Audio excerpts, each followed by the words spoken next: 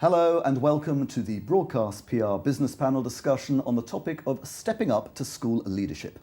Few would disagree that a revolution in education is taking place, with free schools, academies and proposals for a new national curriculum all rocking the boat. So, with all the change, what will good school leadership look like in the future? How do teachers prepare themselves now for that challenging role of headship tomorrow? How should they plan their careers to take advantage of headship opportunities? And what qualities do school leaders need if they're to stay at the top of the talent pool? Well, with me to discuss these questions are three important leaders in the field. Rachel Owens, head of St George's in Ascot, Berkshire, a girls' school since 1904.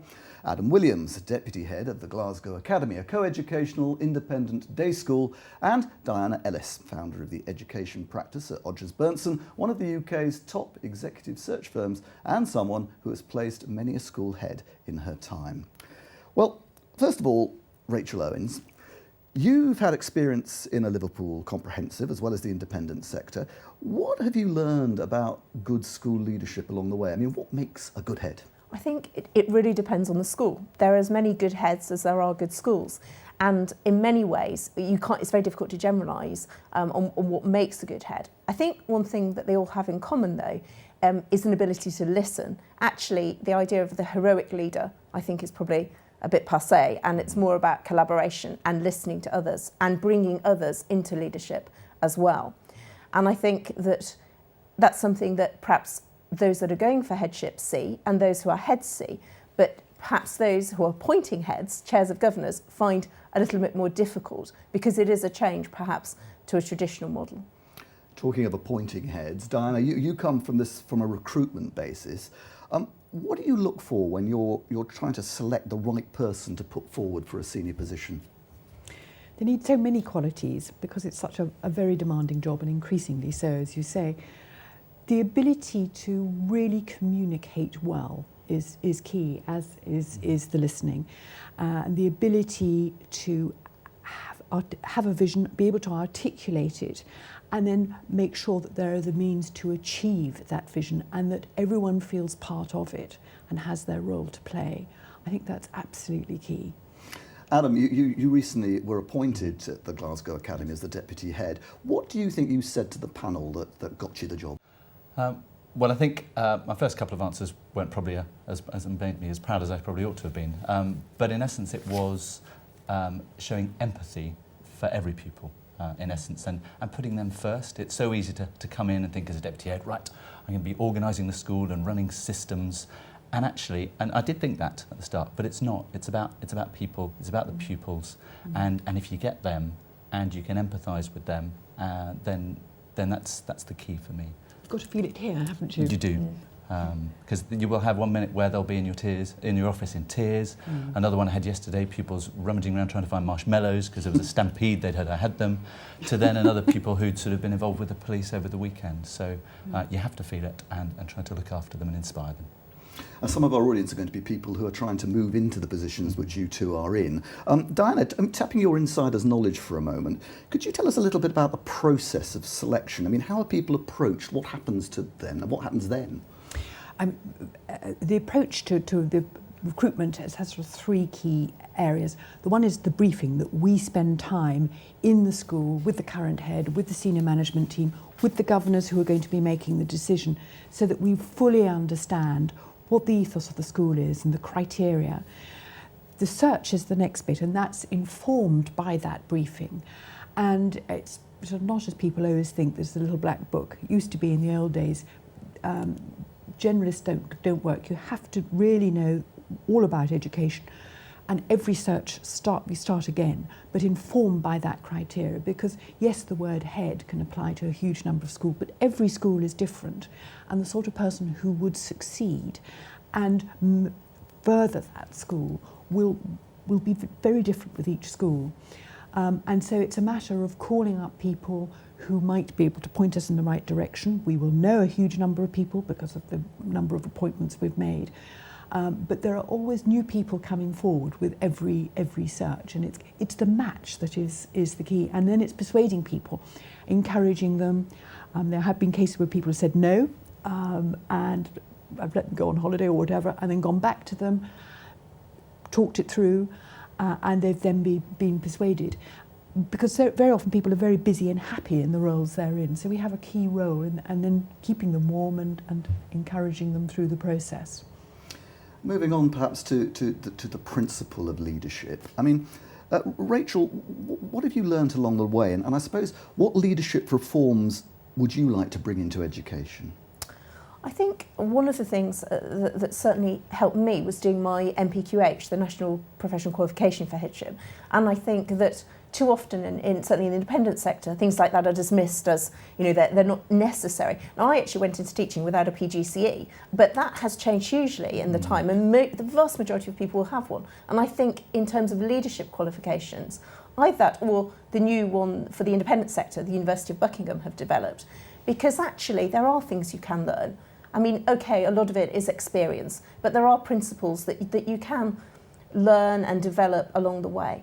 I also think those of us that are in education as leaders should try and develop our mentoring skills, because there are a lot of people out there that we can see are potential future leaders, and we need to sort of nurture them. It may not be in a formal way, but within our schools, I think we could all do a little bit more to reflect on that. And Adam, do you think that leadership is still a sort of basically a top-down experience, the captain of the ship putting out orders and having a lonely post at the top, or are there new ways of doing things? One can still see that from time to time, but no, it has to be sort of at all levels these days.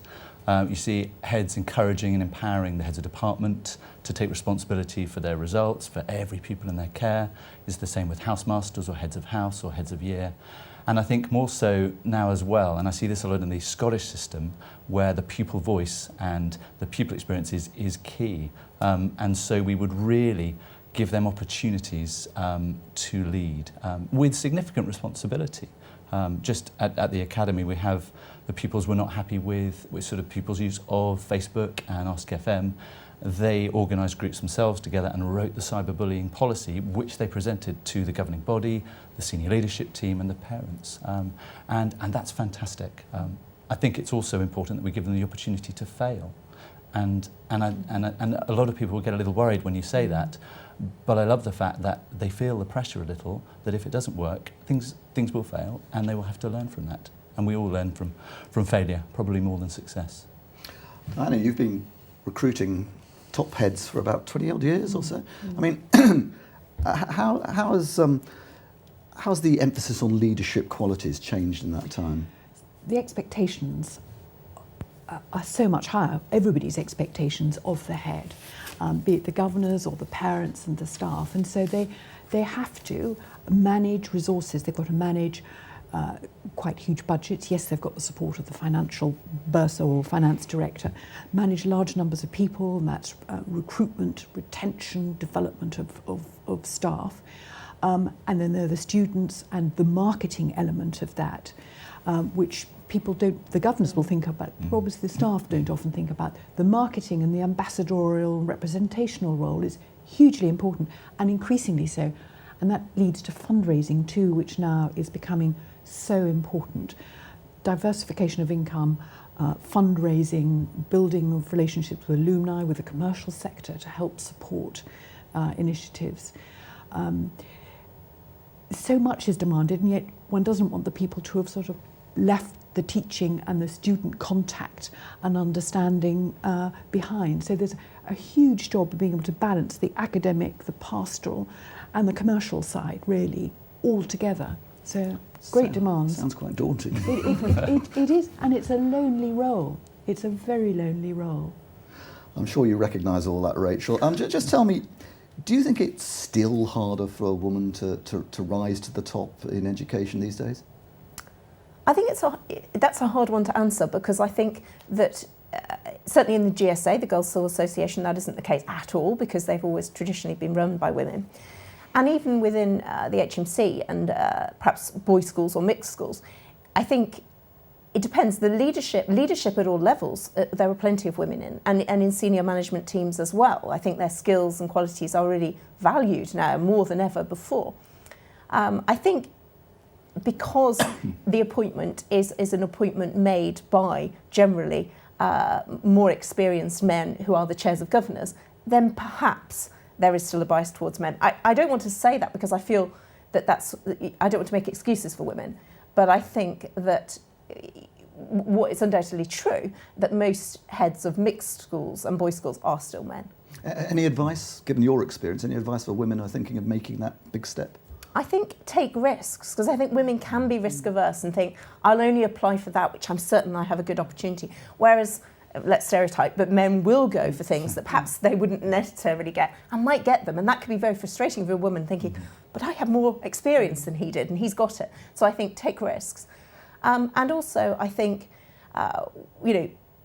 no governing body is ever going to ask a woman, and cannot ask a woman of childbearing age, whether she intends to have a family. However, I think as a woman, I've always said, in either in an interview or even in a letter, now that my family is complete, to try and say, OK, let's take that worry away, shall we? Because no one can mention it, but I think it's there. Adam, do you think there'll ever be a female head of the Glasgow Academy? I would say yes, actually. I think so the Glasgow Academy as a whole has come a long way, probably from being a very traditional school up until about 10, 15 years ago. And yes, I can. We have 2 satellite schools in which we have female heads of those. They do an outstanding job in help building the youngsters as they come through to us at sort of 11. And I absolutely, it's soft skills, it's empathy, and it's being able to listen. And a woman has that just as much as a man, and dare I say, probably more so. If we just look at the future trends, if you like, at the moment, what Adam, would you change in the curriculum? I mean, there's an awful lot of talk about going back to traditional values and so on, and I guess your school is probably quite traditional. Is there anything you'd like to see change? I mean, there's been a lot of change. I've sort of seen changes from A levels and S levels through the AS and A2. I've seen IB come through, and then when the Scottish system hires, advanced hires. I'd like to see more time for us to develop critical thinking, for us to, if you like, play with subjects a little bit more, not have to teach to that test. And I know staff say that to me very regularly. We want time and space to explore our subjects. And I think if we can find a way to build that into the curriculum, which actually we're able to do a little bit more in the independent sector, that has got to be good for all our pupils. If you were Education Secretary, Rachel, what would you change? I'd do a bit less if I was Education Secretary. I'd let the teachers get on with it, I think. I think, it's very easy to think that one has all the answers and to do this, and this, but actually teachers are the ones at the coalface. They're the ones in the classroom, and actually they pretty much know what will work and not. And I think, again, the independent sector, as you touched on, there is freedom and there is an opportunity not just to teach to the test, we do that very well in the sector, but an opportunity to really educate children. And I think that needs to be celebrated and encouraged. And so if I was in charge, I'd probably say, just let them get on with it. Well, as a head of a, as a head of a girls' school, the NUT talked about the new sexism, by which I think they meant that girls were, as perhaps they used to be many years ago, more concerned with looking good rather than academic achievement. That's something the NUT identified. Is that something you recognise? It's not something I recognise in the girls' school world, because obviously we only deal with girls, and therefore we are able to put them front and centre, and we don't need to consider it, except that we do consider it in terms of promoting girls to do whatever they like to do, whether they want to do science A-levels, traditional boy A-levels, whether they want a career in science or management, and things perhaps that girls traditionally or stereotypically don't. We also will address that through assemblies, and Hilary French, our current chair of the Girls' School Association, talked about making choices, not necessarily having it all. Superwoman, I think, we all know doesn't exist, but we can make choices. And knowing the girls are able to make those choices and mentioning that to them in assemblies or even individually is important. I think it's harder in a mixed school because you don't want to promote the girls at the expense of the boys, and so you have to get that balance. But I think feminism to me is not a dirty word, it's one we should embrace and use, and it is undoubtedly true that in education and beyond, girls will face barriers that perhaps boys won't, and we do need to open their eyes to that and encourage them that they can do anything they want to do. I mean, Adam, educating boys and girls together from the age of 3 till 18, they go through a lot of changes in that time. It gives you a few challenges, I imagine. Yeah, 1 or 2, but it's really interesting seeing it at play. they just rub along really nicely together. There's not that issue. I think perhaps there's more of an issue if girls were to join a boys' school in the sixth form or at certain points during the time. But actually, when they grow up together, many of these schools were families. You've got brothers and sisters and nieces and nephews all in together. They rub along really well. And it's lovely to see. And yes, there are boyfriends and girlfriends, but actually, the majority of them, they're friends. They enjoy each other's company. Now, we touched on this earlier, but a question for two of you, perhaps Rachel first. I mean, you know, the modern age, the digital age, the Facebook age, all the things that go with it, distraction, celebrity culture, degrading pictures, sexting. How do you cope with that immense input that children are having to put up with these days? I think all you can do is educate. You can't push it away. You can't say, well, we'll ban this, we'll ban that, because children are very clever. They'll get around it. They know far more than we do. They know far more than their parents do. And so you need to educate them to be responsible and involve them in the education, as you touched on earlier, but also get them to educate their parents. We have a very successful session where the parents are invited in, and it's the children, the older children, the sixth form, who talk to them with the director of ICT. And therefore, empowering the parents is very important, because it's that generation, our generation, the parent generation, who didn't grow up with it. And so they're the ones that are frightened, not the younger ones. But when things go wrong, and they do, you have to be very firm, because they need to be aware that your digital fingerprint is out there, and you need to manage that. And it's all about managing that and making sure that in 20 years' time, your employer is more than happy to see what was on your Facebook page in 2013. Adam, I suppose you recognise a lot of that? Absolutely, and I think pupils are very much at the core of it. I think we may find that in 15 years, a lot of these pupils will actually be managing people's profiles anyway. Yes. That's many of the jobs of the future. But it's educating them to be sensitive to what they're writing and be aware of it. Yeah, they get it wrong. I've seemed to find over the last 6-7 months or so that it's the year 7s, the year 8s, the year 9s, many of them who perhaps shouldn't be on certain websites, who've been allowed to go on there, who misjudge things. Is that emotional literacy or illiteracy, if you like? They can't pick up any verbal, sort of non-verbal body language ideas. It's tone, it's innuendo, and it's helping them to understand that. And Diana, I mean, when people are going for these jobs, are these the sort of questions that come up? How do you deal with this sort of stuff? Absolutely, because one's got to know that they've got the experience of what's happening in our schools now, and are aware of how to help, how to cope with it. It is very important. Well, what I would say, sorry, just to come in there, is that actually it can be used really as a force for good too. Absolutely. Any pupils who are unwell and perhaps suffering from a sort of an injury, can't get into school, we would set up Skype sessions so that one's lessons are Skyped. They can sit at home and actually watch things unfold. Well, we're going to have to draw that to a close now. It's been very interesting talking to you, but before we go, just one thing from you as the big recruiter. What's your top tip for somebody who's going to go for what's probably the most important board of their life?